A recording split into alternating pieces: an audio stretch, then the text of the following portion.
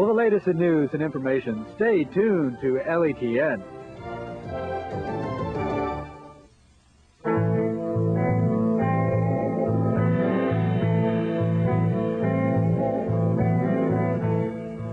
You know, for a lot of agencies, it would be tough to get the job done without a dedicated group of reserve police officers.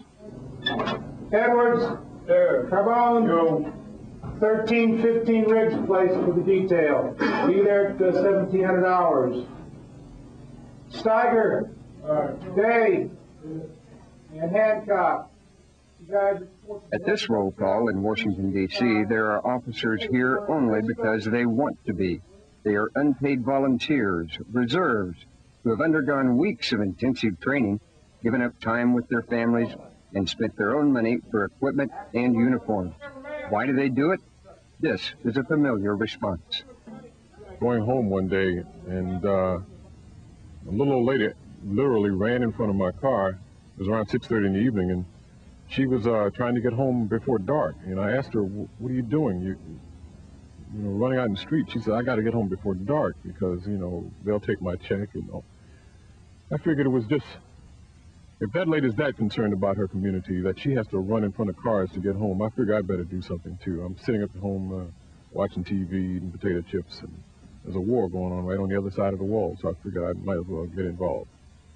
And don't forget, drive slow because it's raining outside and we don't want anybody to get hurt. And the police department don't want you messing up their cars. Drive slow. Timmy! Sprinkled among the regulars, they look like the real thing. They walk, they talk, and act like real officers. And they face the same dangers on the street.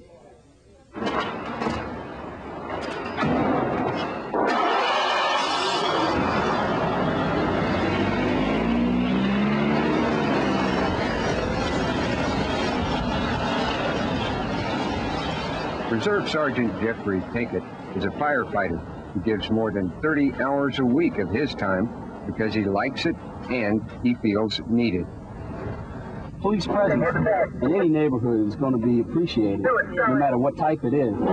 It's going to deter crime and, in general, just, you know, just being out and meeting people is a good public relations thing for a police department.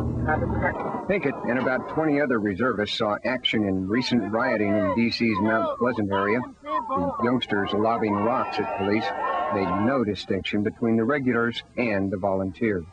Since I've been in CDU, I have the equipment to protect myself from those kind of things. I got a gas mask and riot helmet and riot stick. Those are things that they teach you so you can survive out there in this kind of situation. You got to stay together with your people. You don't want to get separated, because if you get separated, then other people have to go rescue you, and you become part of the problem instead of a solution to the problem. But most days are filled with more routine assignments. A lot of small departments, they have maybe one person riding in a car, and psychologically, it'll take its effect. That's being put in a high stress situation, I would say. And just to relieve that, you know, having another person in the car with you, somebody that you can talk to or relate to, and somebody that you know is going to be there to help you in case something happens to you. Nationwide, there are about 250,000 police reservists. They're gaining in acceptance in these days of the tight budget and have been recognized by President Bush as one of his 1,000 points of light.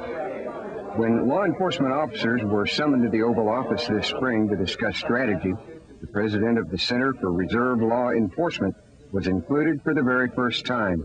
Richard Weinblatt feels reserves will be playing an increasingly important role in the future. Reserve officers are not just doing general road patrol work. They are in undercover narcotics operations. They're even in reserve SWAT sort of things. And while that may not be appropriate to every jurisdiction, their expertise, their dedication, their commitment crosses all lines, from forensic pathology to legal services to street patrol. Budget-conscious managers face tough decisions on staffing levels in departments of all sizes. And Weinblatt feels unpaid volunteers may provide at least part of the answer. So the choice becomes clear. Does the regular officer want to go up that alley after the armed suspect alone, with his backup being 3 miles away in the next district or the next sector? Or does he want to have a reserve or auxiliary officer with him that is trained to his level, that is screened to his level, and knows how to be his backup? There's a choice. Okay. And next, Dave met an